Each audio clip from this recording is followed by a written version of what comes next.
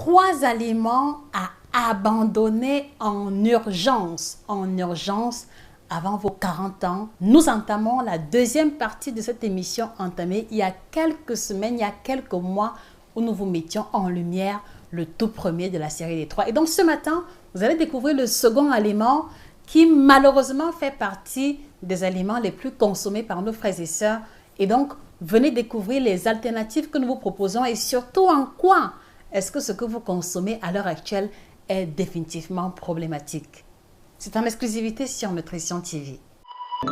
Bonjour à vous fidèles téléspectateurs, je suis Josica, votre spécialiste en alimentation tropicale, auteur de 9 ouvrages de nutrition à succès que vous trouverez dans les thématiques de libido, de ménopause, ventre plat, perte de poids, équilibre alimentaire, diabète, et nous vous encourageons, si l'une de ces thématiques vous interpelle, à vous procurer les ouvrages sur Amazon, à la FNAC et chez nos représentants. Alors vous vous rappelez, il y a quelques mois, cette vidéo qui apparaît à l'écran où nous vous présentions le premier aliment qui était problématique et pour lequel nous vous encourageons à vous en défaire ou à réduire drastiquement la fréquence et la portion de consommation. Donc ceux qui n'avaient pas regardé, il s'agissait du pain blanc. Et donc ce matin, le deuxième aliment, d'accord, il s'agira des spaghettis, il s'agira des macaronis, il s'agira des farfales, il s'agira de toutes les formes de pâtes alimentaires ordinaires que vous connaissez. Il s'agira même également, d'accord, de la pâte de lasagne, voilà, qui est utilisée pour la recette de lasagne.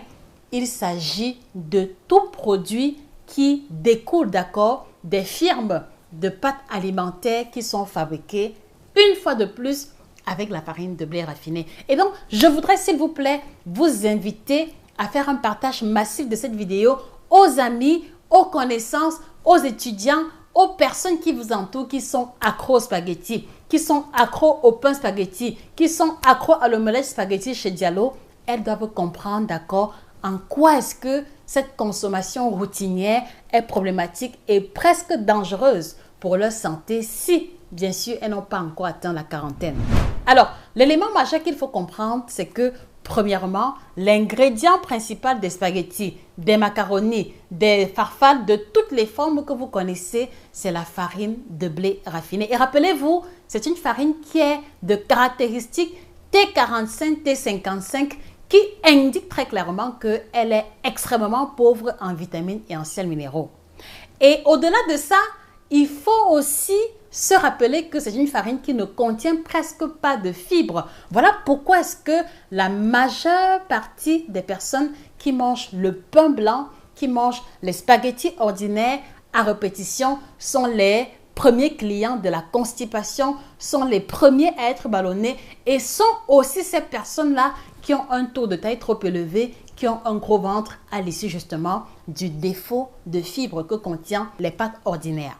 Alors, au-delà de ça, je voudrais surtout aussi vous faire comprendre que l'insistance sur l'urgence pour vous de réduire, de retirer complètement de votre routine alimentaire cet aliment n'est pas de l'ordre de l'exagération, non.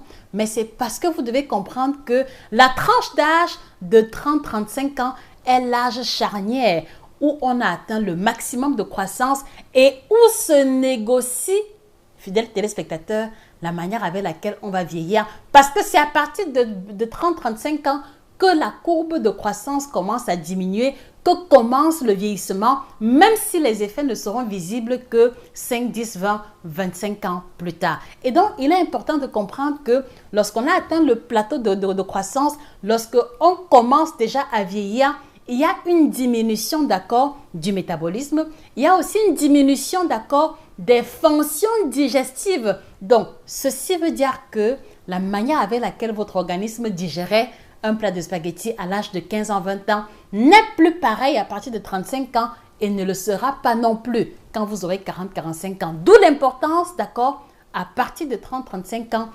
d'effectuer des choix alimentaires stratégiques qui vont nous aider, d'accord, à préserver autant que possible les fonctions vitales, les fonctions métaboliques pour espérer une vieillesse, d'accord, avec le moins de bobos possible. Pour vous aider à mieux comprendre l'innocuité des pâtes alimentaires, des spaghettis, des macaronis et de tous les produits qui découlent, d'accord, je voudrais vous inviter à observer très attentivement. Je pense que pour la majeure partie d'entre nous, on a déjà eu à cuisiner des pâtes et que la cuisson des pâtes ait débordé. Alors, à quoi ressemble la texture, d'accord, l'apparence des pâtes qui ont débordé la cuisson? S'il vous plaît, laissez les différentes réponses en commentaire. Je pense que nous sommes d'accord que lorsqu'on cuisine les pâtes et qu'on dépasse le temps de cuisson, elles se retrouvent dans la marmite, elles se retrouvent dans la passoire de manière compacte, un peu comme une forme de ciment, un peu comme une forme de béton qui a été coulé. Et c'est exactement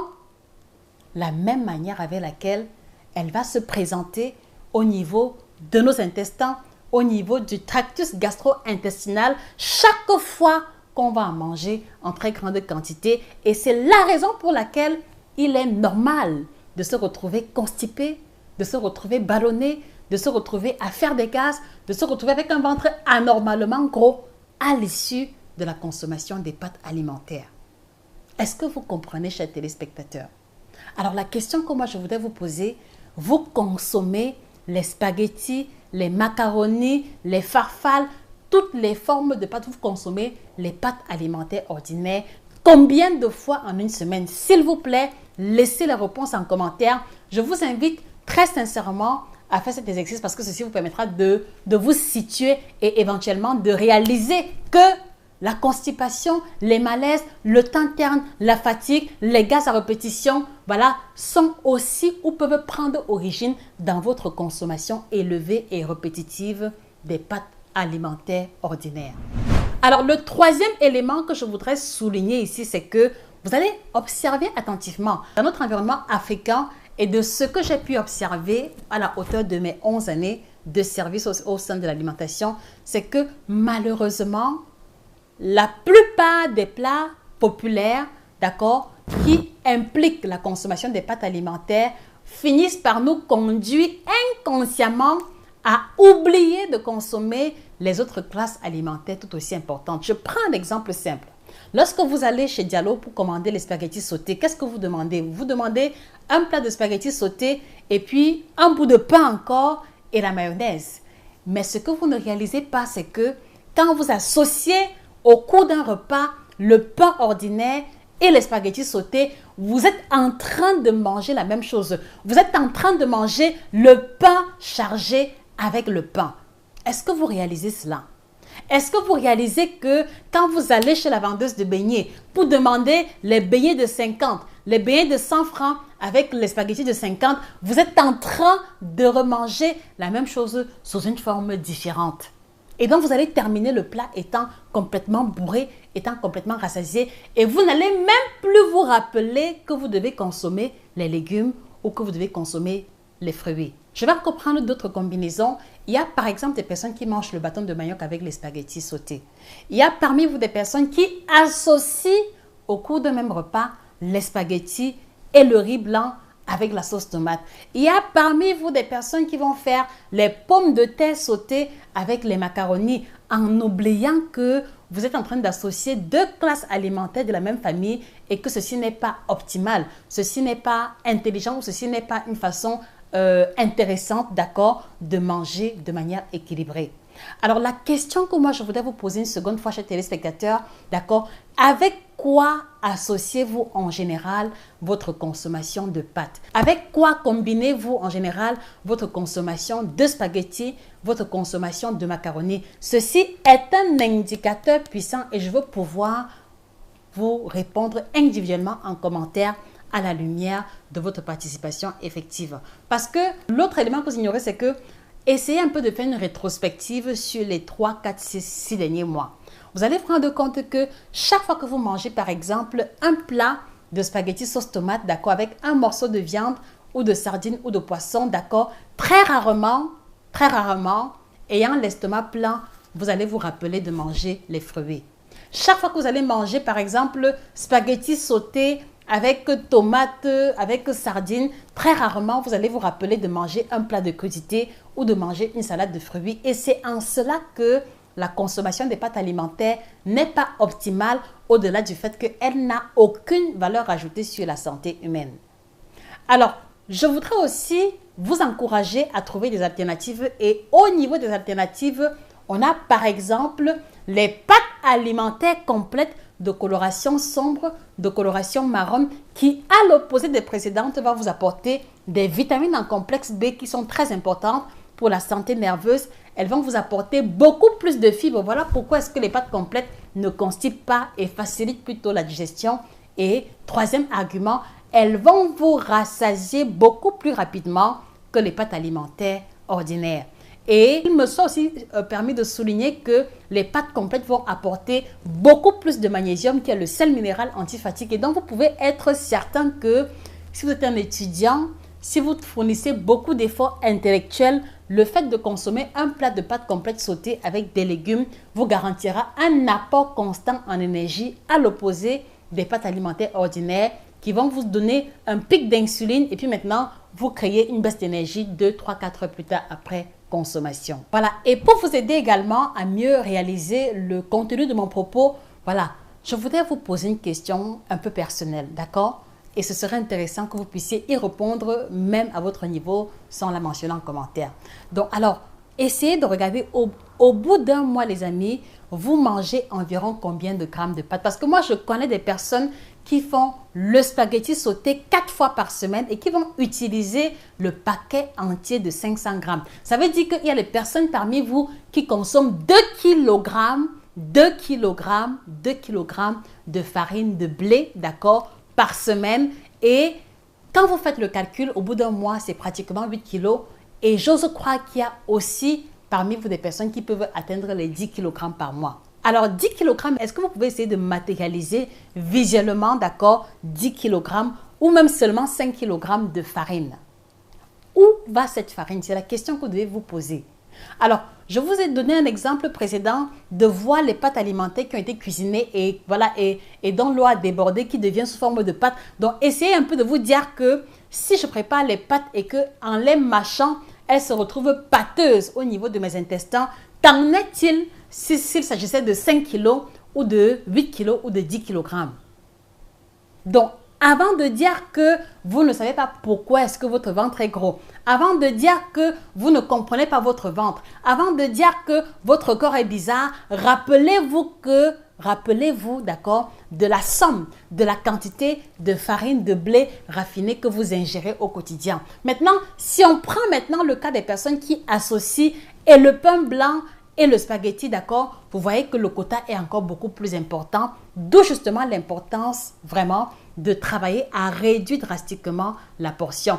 Et pour vous aider également à bien faire la transition, je voudrais vous souligner, les amis, que dans la communauté africaine, il y a 1000 et 10 000 alternatives. Est-ce que vous consommez les pommes de terre? Est-ce que vous consommez les ignames? Est-ce que vous mangez le manioc en tubercule? Est-ce que vous avez déjà testé le sorgho? Est-ce que vous avez testé le millet? Est-ce que vous avez testé la banane plantain?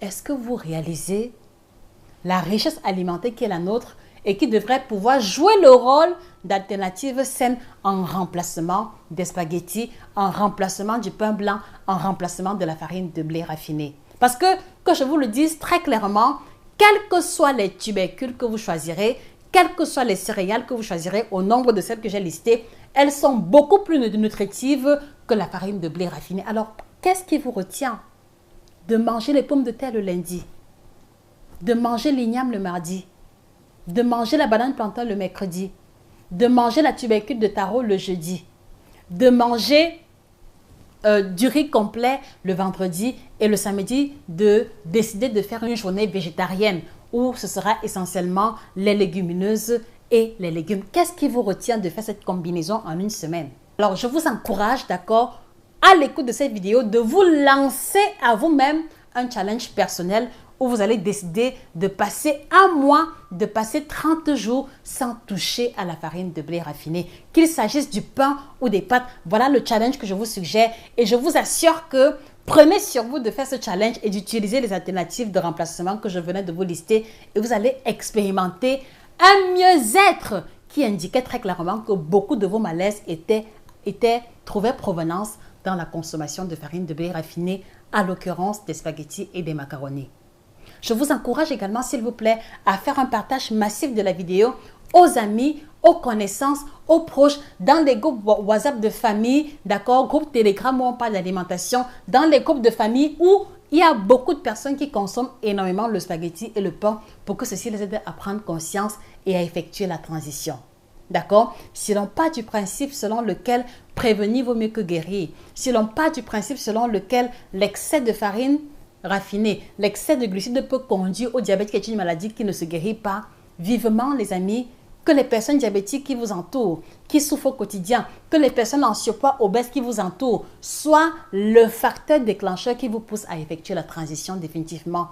Et je peux vous garantir que vous allez augmenter vos chances, vous allez prolonger, d'accord, votre mieux-être pour les années et les mois qui nous restent à vivre. Voilà à quoi se voulait être mon propos. On se retrouve très prochainement pour la 3e classe alimentaire que nous devons abandonner avant l'âge des 40 ans. Mais d'ici là, si vous expérimentez le gros ventre, si vous avez des kilos à perdre, si vous ne savez pas quoi manger, je vous propose cet ouvrage, Perdre 5 à 10 kilos en 6 semaines, qui vous propose des plats africains, le poulet braisé, le gombo, le placali, les épinards et tout ce que vous mangez déjà de façon bien structurée qui vont vous aider à perdre au moins 5 à 10 kilos, d'accord, en l'espace de 6 semaines et ce, sans sport. Allez-y vous procurer cet outil révolutionnaire pour attaquer, d'accord, l'élimination des kilos superflus et rentrer dans la quarantaine, d'accord, en parfaite santé. Et si, en écoutant cette vidéo, vous êtes victime de constipation chronique, vous avez du mal à aller au petit coin, il est certain que votre corps a accumulé pendant de longues années, d'accord, beaucoup de toxines au niveau de vos intestins et peut-être même la pâte de gluten qui provient de la farine de blé raffiné. Je vous suggère très humblement de vous procurer le kit détox bio by Josica, qui est la combinaison de 30 plantes bio à la triple action, ventre plat, détox et minceur, qui n'est pas laxative, qui va dépurer complètement et les intestins et les reins et ainsi que le foie des toxines accumulées pour laisser votre corps complètement propre et net. Vous le trouverez chez nos représentants. Allez-y, vous le procurez sans plus tarder. Vous allez avoir les premiers résultats au bout de 72 heures par là. Testez et approuvez. Et si par hasard, vous souffrez de bouffées de chaleur, vous souffrez de multiples malaises depuis que vous avez été déclaré ménopausée, je vous suggère de vous procurer cet ouvrage, le guide complet de la femme ménopausée africaine qui vous présente, d'accord, les plantes, les aliments à privilégier, les aliments à mettre de côté pour les femmes qui ont franchi le cap de la ménopause et qui veulent prendre soin d'elles naturellement sans l'utilisation de substances chimiques. Et si votre budget le permet, associé à cela le kit ménopause que nous vous proposons, qui est une combinaison de 23 plantes biocertifiées également. Alors, vous voulez diminuer uniquement le ventre, d'accord? Vous êtes un homme, vous avez le ventre proéminent, vous ne voulez pas perdre le poids, d'accord, pour des raisons que j'ignore. Vous avez l'outil Dégonfle ton ventre en 21 jours qui vous propose la combinaison idéale de plats et de boissons pour vous aider à dégonfler le ventre, à vous dépurer et à retrouver un regain d'énergie. Voilà. Inutile de vous préciser qu'on a 9 ouvrages dans la collection, donc allez-y même par curiosité, vous les procurez et je suis certaine que votre alimentation connaîtra une implémentation spectaculaire. C'était Josica, votre spécialiste de l'alimentation tropicale passionnée, d'accord? Merci de vous abonner à la page, merci de partager la vidéo autour de vous et on se retrouve